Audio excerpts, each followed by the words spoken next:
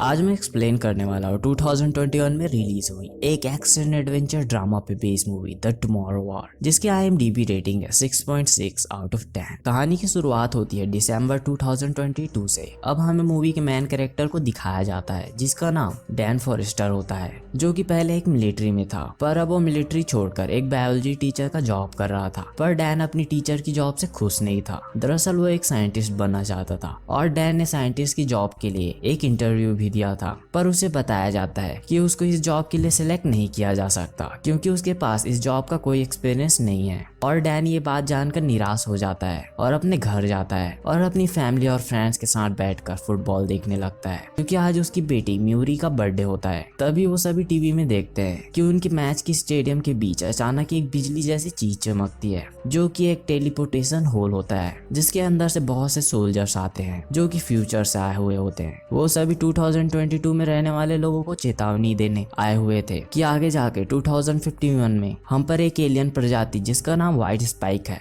वो हम पर हमला करेगी और पृथ्वी से सारे मनुष्य जाति का विनाश कर देगी। इसीलिए फ्यूचर से आए हुए सोल्जर्स को उन एलियन से जंग जीतने के लिए और लोगों की जरूरत थी, इसीलिए वो मदद मांगने के लिए यहाँ आए हुए थे। ये जानने के बाद सभी कंट्रीज अपने अपने सोल्जर्स को उनके साथ भेजना शुरू कर दिया ताकि वो सभी अपने आने वाले फ्यूचर को बचा सके। पर उन एलियंस को हराना इतना भी आसान नहीं था क्योंकि उनसे लड़ने जाने वाले लोगों में से सिर्फ 20% लोग ही वापस आ पाते थे और उनकी हालत भी कुछ अच्छी नहीं होती थी। धीरे धीरे सोल्जर्स की कमी होने लगी, इसलिए गवर्नमेंट को ना चाहते हुए भी आम आदमियों को जंग में भेजना शुरू करना पड़ा। उन आम आदमियों को सिलेक्ट करने से पहले इस बात का ध्यान रखा जाता था कि वो आदमी जिन्हें फ्यूचर में भेजा जा रहा है वो फ्यूचर में मर चुके हो, क्योंकि अगर वो फ्यूचर में जिंदा होंगे तो अगर उनकी मुलाकात अपने आप से हो जाए तो टाइमलाइन में एक पैराडॉक्स बन जाएगा जिससे और तबाही हो सकती है। ये सब देखकर हम व्यूअर्स के मन में थॉट आता है कि अगर वो सभी टाइम ट्रैवल कर ही सकते हैं तो वो उस टाइम में क्यों नहीं जाते जब एलियंस ने पृथ्वी पर हमला किया था। पर यह करना उनके लिए पॉसिबल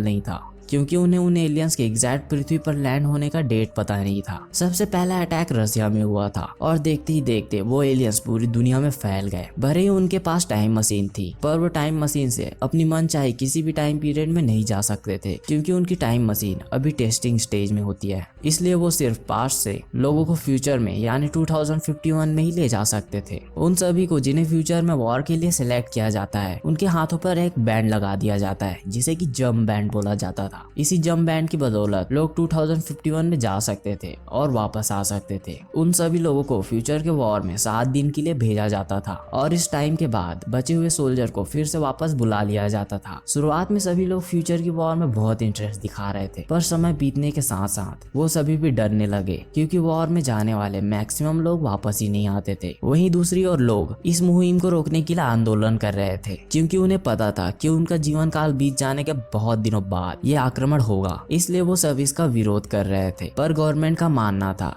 कि ये भले ही हमारी लड़ाई ना हो पर हमें अपने बच्चों के फ्यूचर के लिए उन एलियन से ये जंग जीतनी होगी। अब हमें डैन को दिखाया जाता है जो कि स्कूल में अपने क्लास के बच्चों को पढ़ा रहा होता है, पर सभी बच्चों को पढ़ने में कोई इंटरेस्ट नहीं था क्योंकि वो सभी अभी के कंडीशन को देख रहे थे कि आगे जाकर उन पर एलियंस हमला करेंगे और वो सभी मारे जाएंगे। इसलिए उन्हें पढ़ने की बात में कोई लॉजिक नजर नहीं आ रहा था कि आगे जाकर जब हम सभी मारे ही जाएंगे तो पढ़ने से क्या होगा। क्लास में सभी बच्चों को पढ़ने में कोई इंटरेस्ट नहीं था सिवाय एक बच्चे को छोड़कर जिसे कि वोल्केनो में बहुत इंटरेस्ट था। इस बच्चे का भी मूवी में अच्छा खासा रोल है तो इसे याद रखना। इसी दौरान डैन को अपने फोन पे एक नोटिस मिलता है कि उसे भी जंग के लिए सिलेक्ट कर लिया गया है और डैन को फ्यूचर से आए सोल्जर बताते हैं कि आपकी मृत्यु 2031 में होगी, इसलिए उसके हाथ में भी जंप बैंड लगा दिया जाता है। डैन उस जंग में नहीं जाना चाहता था क्योंकि वो जानता था कि वहां जाने के बाद वापस आने की उम्मीद ना के बराबर होती है। पर उन लोगों के पास जिन्हें सेलेक्ट किया जाता है उनके पास और कोई चारा नहीं होता क्योंकि अगर वो जंग में जाने से मना कर देते हैं तो उनकी फैमिली को ब्लैकमेल किया जाता है। डैन की इस सब से बचने का सिर्फ एक ही तरीका था कि वो अपने हाथ में लगे जंप बैंड को निकाल दे, जो कि बिल्कुल भी आसान नहीं था। पर डैन के डैड ये काम कर सकते थे क्योंकि उन्होंने पहले भी गवर्नमेंट को चकमा दिया था। पर डैन का रिलेशन अपने डैड के साथ कुछ अच्छा नहीं था क्योंकि डैन के डैड भी एक सोल्जर थे और उन्होंने भी बहुत सी जंगें लड़ी थी और जब वो अपनी आखिरी जंग से वापस आए तो उन्होंने अपनी फैमिली को बिना कुछ बताए उन्हें छोड़ दिया था। इसलिए डैन अपने डैड से नाराज था। पर डैन अपनी वाइफ के कहने पर उनसे मिलने जाता है। पर डैन जब अपने पिता को देखता है तो उसकी पुरानी यादें बातें फिर से याद आ जाती है, जिसके कारण डैन अपने डैड से गुस्सा होकर फिर से अपने घर चला जाता है और अपनी पत्नी और अपनी बेटी म्यूरी को कन्विंस करता है कि मुझे तुम्हारे फ्यूचर को सिक्योर करने के लिए ये जंग लड़नी पड़ेगी। और डैन की बेटी भी बड़ी होकर एक साइंटिस्ट बनना चाहती थी, इसलिए वो डैन को जाने देती है। अब डैन वहां जाता है जहां से उन्हें फ्यूचर में हो रहे जंग में भेजा जाने वाला था, जहां पर उसकी मुलाकात चार्ली से होती है जो कि एक साइंटिस्ट था, पर वो जंग में जाने की बात से बहुत घबराया हुआ था। वहां पर डैन की मुलाकात एक और आदमी से होती है जिसका नाम डोरियस होता है। डोरियस पहले भी फ्यूचर में हो रहे जंग में जा चुका था और जिंदा वापस आ चुका था, और डोरियन फिर से उन एलियन से जंग लड़ने के लिए तैयार था। ये बात थोड़ी अजीब है क्योंकि जहां पर बाकी सभी लोग जंग में जाने से मना कर रहे थे, वहीं डोरियन जंग में जाने के लिए दोबारा आया था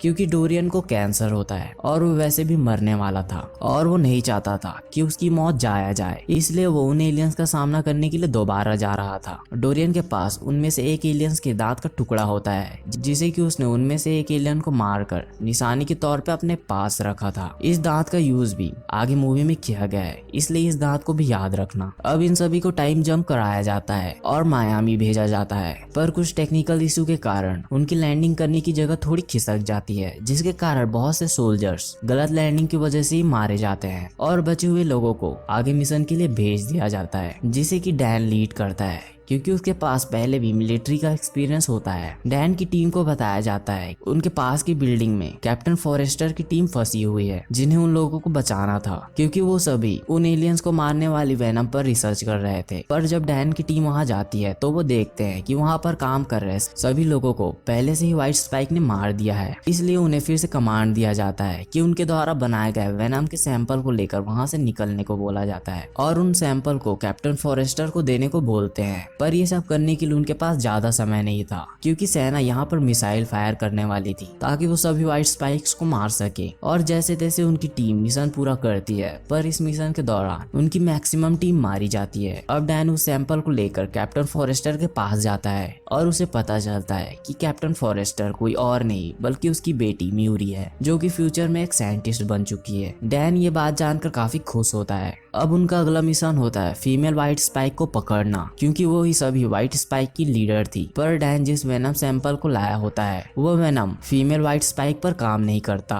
इसलिए उन्हें एक ऐसा वेनम बनाना था जो कि उस फीमेल व्हाइट स्पाइक को भी मार सके क्योंकि उसे मारने से ही सभी व्हाइट स्पाइक मारे जाते। इसी कारण कैप्टन फीमेल व्हाइट स्पाइक को पकड़ना चाहती थी ताकि वो उसके डीएनए का यूज करके एक वेनम बना सके। अब कैप्टन अपने टीम के साथ जैसे तैसे फीमेल व्हाइट स्पाइक को पकड़ लेती है और उसे बेहोश करके रिसर्च फैकल्टी ले जाती है और उनका जंप लिंक मतलब टाइम मशीन भी यही होती है। इसी दौरान डैन की बेटी उसे बताती है कि आपने भी हमें अपने पिता की तरह छोड़ दिया था। इस बात पे डैन को विश्वास नहीं होता कि ऐसा कैसे हो सकता है और डैन की अपनी बीवी से डिवोर्स होने के 3 साल बाद कार एक्सीडेंट में मौत हो जाती है। डैन इस बात को मानने के लिए बिल्कुल भी तैयार नहीं था कि उसने अपने पिता की ही तरह अपनी फैमिली को भी छोड़ दिया। अब डैन अपनी बेटी के साथ रात भर रिसर्च करता है और व्हाइट स्पाइक की क्वीन को मारने के लिए वेनम बना लेता है। पर इसी दौरान उस क्वीन का मुंह खुल जाता है और वो चिल्लाने लगती है, जिसकी आवाज सुनकर सभी व्हाइट स्पाइक उसे बचाने के लिए आने लगते हैं और म्यूरी अपने डैड को उस वेनम को अपने साथ ले जाने को बोलती है क्योंकि अब उनके पास वेनम को और ज्यादा मात्रा में बनाने के लिए ना तो आवश्यक सामग्री थी और ना ही समय था।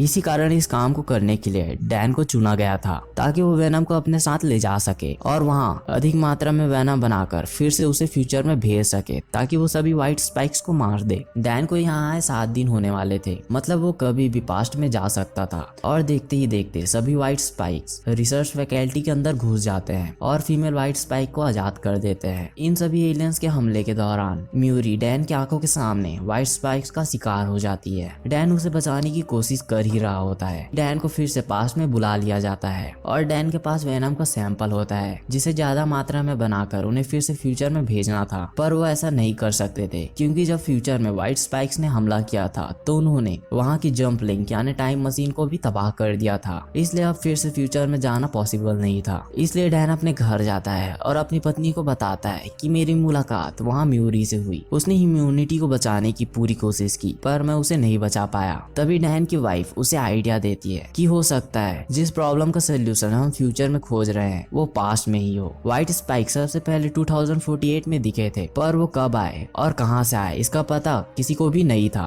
पर ये जरूरी नहीं था कि जब वो 2048 में दिखे थे तभी वो वहाँ पर आए हो सकता है वो पहले से यहाँ आ चुके हो। अगर उन्हें व्हाइट स्पाइक के यहाँ आने का लोकेशन मिल जाए तो उनके बढ़ने से पहले ही उन्हें वेनम देकर मारा जा सकता था, जिससे पूरी मनुष्य जाति को बचाया जा सकता था। अब डैन व्हाइट स्पाइक्स के लोकेशन का पता लगाने के लिए डोरियन के पास जाता है, क्योंकि उसके पास एक व्हाइट स्पाइक का दांत होता है जिस पर चार्ली रिसर्च करता है, क्योंकि चार्ली भी एक साइंटिस्ट होता है। और उस दांत को ध्यान से देखने पे पता चलता है कि उस दांत में ज्वालामुखी की राख लगी हुई है। अब उन्हें सिर्फ ये बात पता लगानी थी कि ये ज्वालामुखी कौन सी है, और इसका पता लगाने में उनकी मदद डैन के क्लास का एक बच्चा करता है जिसे कि वोल्केनो में बहुत इंटरेस्ट था। और वो उन्हें बताता है कि ये राख रसिया में हुए वोल्केनो रिएक्शन की है, जो कि आज से करीब 872 साल पहले हुई थी। पर ये बात काफी अजीब थी क्योंकि इसकी धूल उन्हें 2051 में एलियंस के दांत से मिली थी। मतलब ये एलियंस 2048 में नहीं बल्कि बहुत पहले ही यहाँ आ चुके थे, पर उनकी शिप समुद्र में लैंड हुई थी जो कि आगे जाकर बर्फ में बदल चुकी थी।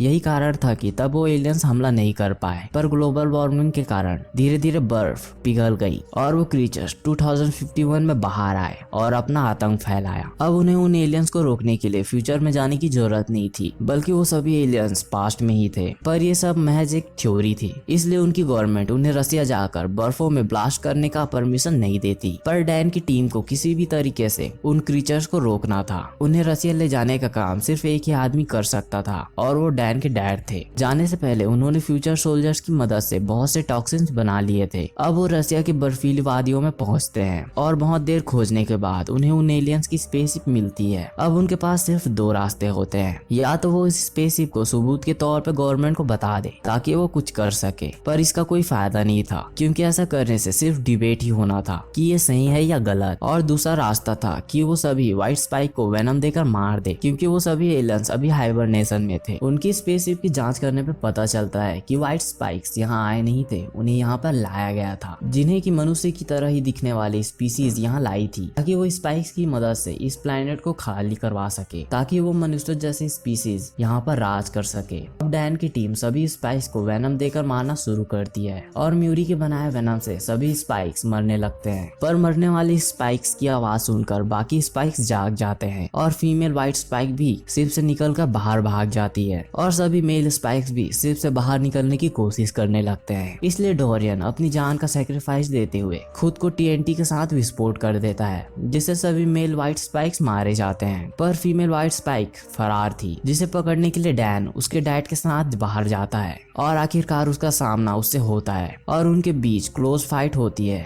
इसमें डैन चालाकी से म्यूरी के बनाए वेनम को उस एलियन में इजेक्ट कर देता है, जिससे वो फीमेल व्हाइट स्पाइक मारी जाती है और वो फाइनली मनुष्य जाति को बचा लेते हैं। और डैन और उसकी फैमिली डैन के डैड को अपना लेते हैं और वो खुशी के साथ रहने लगते हैं। और इस तरह ये मूवी खत्म होती है। अगर आपको ये मूवी की एक्सप्लेनेशन / समरी अच्छी लगे तो प्लीज वीडियो को लाइक और कमेंट जरूर करें। और अगर आपको इस मूवी को लेकर कोई डाउट है तो कमेंट में पूछ सकते हैं। Thank you.